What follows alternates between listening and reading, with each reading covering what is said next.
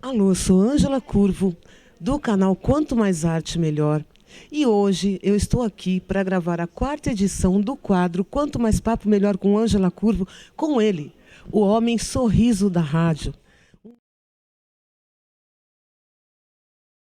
50 anos de experiência nas rádios, nas melhores rádios do nosso país. E ele, pela sua simpatia, que foi conhecido agora o homem sorriso do rádio. E o seu bordão é esse aqui, olha. É ele, Eli Correia.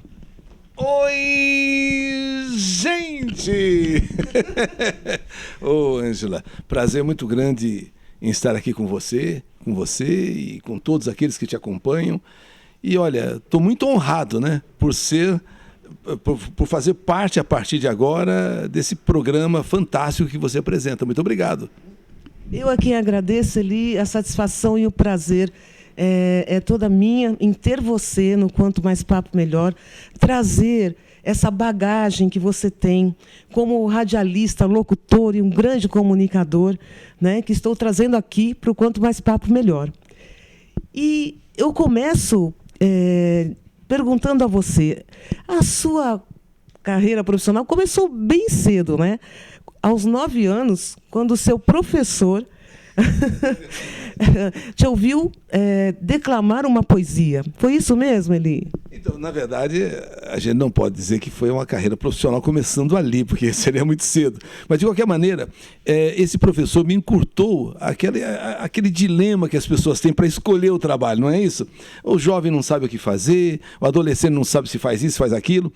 Então, ele já me simplificou o caminho, já encurtou tudo. Aos 9 anos, realmente, depois de uma leitura em sala de aula, ele pediu aplausos, dizendo que eu sabia interpretar bem, que eu sabia fazer as pontuações direito, e isso e aquilo, e falou, olha, quando você crescer, você pode ser um locutor. A partir daí, ele quase que determinou qual seria o meu futuro, viu, Ângela?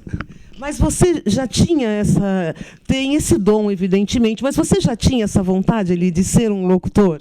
Não, em absoluto, né? 9 anos você é uma criança e geralmente, porque antigamente nós tínhamos o primário, o ginasial, o colegial, né? Então foi no 3º ano primário e nós começávamos a estudar na época com 9 anos. Então, aliás, com 7 anos. Então, por isso que o professor, que era o professor de 3º ano primário, da onde eu concluo que eu tinha 9 anos quando ele então me fez essa observação. A partir daí, realmente, passei a pensar seriamente em ser locutor. E foi quando eu fui trabalhar numa loja de tecidos, posso falar o nome? Casas Pernambucanas, e lá tinha um serviço de alto-falante, no qual eu comecei, então, a anunciar tecidos, oportunidades, descontos. Então, aquela coisa de loja de tecido, né? Então, eu matava à vontade, falando no microfone da Casas Pernambucanas. Olha só, gente, ele sentiu mesmo que tinha esse dom quando ele começou a fazer um trabalho de locução no caminhão das Casas Pernambucanas, né? E foi aí que tudo começou, né? Na verdade era um Jeep, viu? Era um Jeep. O alto-falante ia lá na frente, aquele alto-falante grande, e lá atrás tinha aqui um aparelhozinho assim chamado Delta e um microfone. Bom, então eu começava a anunciar nos sítios das fazendas as ofertas da loja. Aí, aquela ideia de um dia ser locutor. E um dia eu mudei para Barra Bonita. Barra Bonita já é uma cidade do interior de São Paulo. Eu sou natural de Sertaneja e tudo começou lá em Sertaneja, Paraná. E quando eu mudei com 16 anos para Barra Bonita, aí sim, em Barra Bonita, tem uma rádio chamada Rádio Emissora da Barra. E eu então aconteceu então de eu fazer um teste, porque lá na escola o pessoal dizia, olha, ele que tem voz de locutor, quando eu ia falar alguma coisa, ele. E foi então numa homenagem ao Dia das Mães, que a professora Ana Maria falou assim, olha, eu preciso de alguém para ler uma poesia no Dia das Mães, né? E então todo mundo apontou para mim. Ele que tem voz de locutor. Então eu fui lá, fiz a poesia, ela gostou. Após a homenagem, ela disse: você não quer que eu apresente você lá na Rádio da Barra, que eu conheço lá os diretores? Falei: nossa, professora, eu desde quando sou do Paraná, é a coisa que eu mais penso. Então eu fiz o teste, passei, e então, no dia, não vou saber o dia exatamente, mas em maio de 1969, aí sim, profissionalmente começava no rádio. Olha, gente, que maravilha, né? Já estava predestinado, né? Porque sempre teve o dom. E como é que você pôde manter uma marca 40 anos nesse seu quadro? Que saudade de você, Eli. Que é um quadro que marcou, né? Que marcou. Olha, você sabe que, além do Oi, gente, né? Com o qual eu abri aqui a nossa entrevista, o quadro da saudade é o que me marca profundamente. Aonde eu vou, com quem eu converso, sempre alguém ouviu a Carta da Saudade, ouve a Carta da Saudade, se emociona com as histórias que eu conto, e isso realmente tem mais de 40 anos. Tanto que hoje, já com a tecnologia moderna, vamos dizer assim, né, no canal YouTube, são mais de 500 mil inscritos, mais de 500 mil de pessoas inscritas. Estamos chegando aí perto a 100 milhões de visualizações, não é? Então eu vou dizer uma coisa: a Carta da Saudade é algo assim na vida das pessoas, porque dá a elas a oportunidade também de expor seus sentimentos, de abrir o seu coração, e ao mesmo tempo me dá a oportunidade de narrar histórias emocionantes de milhões de pessoas. Inclusive hoje, né? Ele leu uma carta, gente, para a Marília Mendonça, né? Que foi uma emoção grande. Eu me emocionei muito com a carta. Você pode falar um pouquinho dessa carta para nós, Ali? Você sabe que uma emoção que tocou o país inteiro, eu não poderia deixar, evidentemente, de fazer desse momento triste, e já que o quadro é saudade, que já é uma saudade, uma homenagem a Marília Mendonça. Foi muito bonita realmente, não só porque a carreira dela é bonita, né? E a carreira dela foi uma carreira bonita. E tivemos alguns momentos assim muito fortes. O momento em que o pai do Léo, que é o seu ex-companheiro, falou sobre a criança, falou sobre ela, o quanto que ela é excepcional, foi excepcional, maravilhosa. A mãe, inclusive, terminando, fazendo uma despedida dela nessa manhã de segunda-feira, dia 8, né? Fazendo uma despedida e colocando: Deus me deu, Deus tirou. Quer dizer, em relação à filha. E, por fim, um texto do Bial, que eu achei lindo, maravilhoso, aonde ele diz: ô Marília, no final, né? Ô Marília, quer dizer, até nunca mais? Aí ela responde, nas palavras que ele escreveu: não, até sempre. Então eu achei muito legal, muito bacana. Lindíssimo texto, emocionante o texto. E o Eli Correia, ele trabalhou nas maiores rádios. Trabalhou na rede da Rádio Globo, na Rádio Record. O auge da Record, que era rádio e televisão. E na Record, só para você ter uma ideia, tinha o grande fenômeno Zé Bétio, Gil Gomes, Silvio Santos fazendo programa ao vivo com Nelson Rubens, Barros Alencar, que talvez, para quem não saiba, foi um dos baluartes, um dos gigantes do rádio. Aí depois vinha o Eli Correia, da 1 às 3. Depois desse timaço, né, vinha o Eli Correia ali na Record. Foi sensacional. Às 2 horas, a Carta da Saudade explodiu e até os dias de hoje. Antes disso, eu trabalhei numa emissora chamada Rádio São Paulo, que era uma rádio especializada em novelas, e eu inclusive, nessa rádio foi onde eu comecei em São Paulo, e eu fui substituindo as novelas, que na medida em que a novela da televisão ia crescendo, a novela do rádio foi perdendo sentido. E então eles foram ocupando os espaços das novelas com os programas que eu apresentava. Sua Carta Vale Música! Isso é sucesso! Eram programas diferentes que eu apresentava. Aí depois eu fui contratado pela Rádio Tupi, a famosa equipe 1040, estupenda rádio, e eu fui ocupar um horário bem antes do Barros Alencar, que com aquele jeito meio alegre e tal de fazer o programa, acabou conquistando as pessoas. Não, sem dúvida nenhuma, né? Ele é isso aí, esse jeito alegre. E falando nesse jeito alegre, nessa energia que você tem, na simpatia que você é, Eli, quando é que você sentiu que você era realmente o homem do sorriso do rádio? A verdade é que o sorriso do rádio eu senti logo no primeiro dia, por incrível que pareça, quando eu fiz programa de rádio. Foi em Barra Bonita, acabei de fazer o primeiro programa. Quando eu saí assim da rádio, eu encontrei uma amiga. Eu não vou me lembrar o nome agora, se Marilda ou qualquer coisa assim. E ela falou: Eli, acabei de te ouvir no rádio. Eu falei: puxa, que legal, né? E você, o que você achou? Ela falou: é engraçado, você fala sorrindo, você fala meio que dando risada. Eu falei: não é possível. Eu falo dando, que eu tinha na ideia aqueles locutores, daqueles vozeirões. Agora ela fala que eu falo sorrindo, e foi ali que eu descobri que eu falava sorrindo. Mas aquela coisa de chamar o Eli Corrêa de homem sorriso do rádio aconteceu em 79, quando eu fui contratado pela Record. Francisco Pai de Barros, o grande diretor Chico Pai de Barros, ele falou: Eli Corrêa, ele bateu na mesa assim: o homem sorriso do rádio. E a partir daí passou a ser o homem sorriso do rádio. Que coisa incrível, né? E olha, Eli, você tem projetos sociais, que é o Clube da Amizade, que é maravilhoso, gente. Eu gostaria que você contasse um pouco desse projeto do Clube da Amizade, onde vocês distribuem cadeiras de roda, macas. É esse o projeto?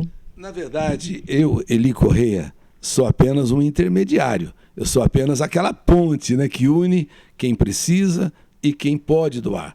Então, eu acho que é um momento... Eu sempre tenho uma frase que, se não me falha a memória, é de Gandhi, que ele diz o seguinte, essa frase diz assim: aquele que não vive para servir, não serve para viver.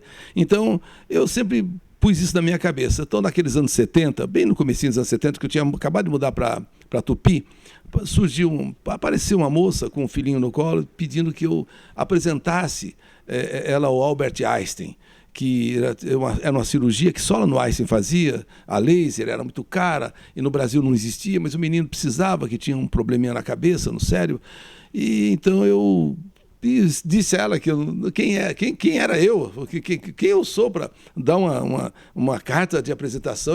Não, mas eu confio e espero. Bom, eu fiz essa carta e dias depois o Einstein me responde dizendo que ia fazer a cirurgia, que havia entendido que a situação era grave e a criança era socialmente pobre, a família pobre, e o serviço social do Einstein ia fazer a cirurgia. A partir daquele dia, e que eu não acreditei, até que quando eu vi a carta, a resposta, em que iam fazer a cirurgia, eu fiquei assim, abestalhado. Falei: nossa, então eu posso. Mesmo quando eu acho que não dá, vou tentar. E a partir daí nasceu o Clube da Amizade, que é esse constante trabalho em juntar as pessoas que precisam e as que podem ajudar. Que maravilha, né, gente? Esse projeto maravilhoso. Você tem uma sensibilidade incrível também, né, Eli? Na verdade, eu acho que todos nós temos que usar esse lado humano, né, Ângela? Porque se você for muito egoísta, se você só pensar em você, só olhar para o teu próprio umbigo, não dá. Então, eu sempre tive, não é agora, sempre tive esse olhar assim, um olhar mais amplo, aonde eu posso enxergar as coisas boas, mas as coisas também que estão passando certas pessoas, milhares, ainda mais agora. Você imagine nesses tempos de hoje, onde as pessoas estão comprando osso, né, para fazer sopa. Então é muito triste isso aí, quando não, até passando fome mesmo. Então, quanto mais a gente puder se dar ao próximo, se dar ao irmão, eu acho que devemos fazer isso. Com certeza, acho que a gente está aqui para isso também, não é, Eli? Mas é muito raro isso, viu? E olha só, falando nisso, em um olhar mais amplo para as pessoas, eu te pergunto, você acha que com todo esse processo de pandemia que nós vivemos até hoje, as pessoas mudaram a sua ótica, as pessoas serão pessoas melhores? Será que nós teremos esperança de uma era melhor mesmo? Você quer dizer as pessoas mais solidárias? Eu diria, deveríamos ter ficado assim, sabe? Deveríamos ter ficado assim. Mas eu, de sã consciência, eu não sei se isso muda radicalmente, mas creio que uma boa parcela da população tenha se tocado de que, porque essas pessoas ou passaram, ou tiveram alguém na família, ou alguém entre os amigos, conhecidos, vizinhos, que passaram por uma situação como essa e viram que entre a vida e a morte é uma linha muito tênue, né? Um fiozinho. Quer dizer, então, quantas pessoas... né? É o caso até da própria Marília Mendonça. Você vê que, jovem ainda, 26 anos, que judiação. Então, encontrou a morte. Então, eu creio que a pandemia possa ter despertado nas pessoas esse espírito, sim, de solidariedade. Se não na sua totalidade, mas numa boa parte da população que, de repente, começa a enxergar o irmão como uma pessoa com a qual você deve se preocupar, sim. Eu creio que ela mudou alguma coisa, penso eu. Eu também acredito nisso. Esperamos, né? Agora, você, vereador Eli Corrêa, o que o levou a ir pelos meandros da política? Olha, a verdade é que a política ela é tida assim como algo meio nefasto, né? A política é algo assim que as pessoas sempre fazem questão de meter o pau, né? Vamos dizer assim. Mas eu vejo de um outro lado. Eu acho que a política tem que estar presente no seu dia a dia, com teus amigos, com teus colegas. Então, a política você faz. Se você não fizer uma política até no seu convívio, não tem como. A todo momento. Mas a política como agora um trabalho, eu até então não tinha exercido.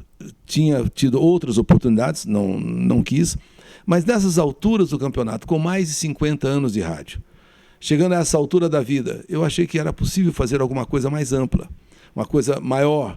Então eu optei pelo cargo por um cargo político. E espero corresponder, espero realmente de fato corresponder, não só para uma cidade num todo, mas para cada munícipe em particular. Eu acho que tenho boa vontade para isso, tenho disposição para isso, só me faltam agora as condições de que ideias sejam apresentadas, necessidades cheguem, para que eu possa desenvolver dentro da minha condição de vereador, o que eu puder fazer, eu farei. Então, o que me levou seria fazer mais ainda por aqueles para os quais eu já trabalhei no rádio. Quem sabe agora, rádio e um cargo pode me fazer mais ainda participativo da vida das pessoas. Eu não sei, eu espero que sim. Olha, nós precisamos de pessoas como você, Eli, como você, com essa sensibilidade, com essa preocupação com o próximo. Acho que tudo começa daí. Um momento marcante, devem ter tido vários momentos marcantes, mas um momento marcante no rádio. Olha, que nem você disse, vários momentos foram marcantes, né? Mas, sem dúvida alguma, creio que o primeiro grande momento mesmo foi aquele em que eu fui contratado pela Rádio Tupi, onde era uma emissora de porte. Quer dizer, ali eu falei, acho que eu cheguei, né? Acho que eu cheguei em algum lugar, porque até então eu vinha do interior, trabalhei na Rádio São Paulo, que era uma rádio pequena, era uma rádio assim, né, pequena. Agora, de repente, a equipe 1040, a Rádio Tupi, a Super Rádio Tupi, isso lá em 73. Então eu fui contratado. Aí eu falei, poxa, será que eu cheguei? E eu acho que eu cheguei, porque tô até hoje, né? Tô até hoje. Mas esse foi um momento marcante. Todas as contratações, programas... porque a gente que vem do interior, simplão, muito caipirão, tudo é novidade, né? Então eu acho que cada contratação, cada rádio que eu passei, assim, foi um momento marcante. Agora existiram no dia a dia também coisas assim maravilhosas. Eu acho que o mais importante, você realmente chegou onde você chegou por tudo isso ali, por essa humildade, por essa simplicidade que você tem. E é isso que conquista todos nós, né? E você tem uma energia, você tem um brilho natural, né? Uma alegria, uma energia contagiante. E agora eu vou perguntar para você, qual é a mensagem que você deixa para os jovens locutores que estão começando agora e também como comunicadores? É muito difícil você dizer assim, né, o que as pessoas devem ser ou não devem ser, mas uma coisa é certa, autênticas. Vocês devem ser autênticos. Se quiserem, porque uma coisa é você anunciar, então aí não precisa, é quase que uma máquina, né? Mas se você quiser comunicar, usar do amor, usar da sinceridade, usar da autenticidade. e essa preocupação para com as pessoas, porque o rádio é um veículo muito forte. Você, como comunicador, você pode chegar muito longe e você pode mudar as coisas, você pode mudar muitas estruturas. É só você crer, só você acreditar e ter esse espírito realmente de amor ao próximo. Pelo menos isso tem regido a minha vida. E espero que aqueles que eventualmente estejam nos vendo agora, me vendo, e acham, como é que eu devo fazer? Sejam autênticos. Usem o amor como peça fundamental para o seu trabalho. Com certeza você vai alcançar o seu objetivo. Ele disse tudo, não é, gente? Eli Correia, eu assim estou felicíssima, foi um grande prazer trazer você aqui para nós. E eu quero deixar um convite para você, porque hoje a nossa entrevista é curta, mas eu te convido a fazer uma live comigo no meu canal Quanto Mais Arte Melhor, porque, gente, a trajetória dele é riquíssima, ele tem muita história para contar para a gente, e nós temos muito a aprender com Eli Correia. Então, nós vamos agendar, Eli, se você aceitar, uma live onde você vai poder contar muito da tua trajetória. Eu quero te agradecer, um prazer imenso. E vou aqui me despedindo, Eli Correia, maravilhoso. Gente, maravilhoso estar com Eli Correia. Até a próxima edição, que vai chegar já já. Tchau, gente! Ângela, só faltou oi, gente, seu. Oi, gente! Eli Correia. Muito bom. Tchau, gente. Tchau. Obrigado.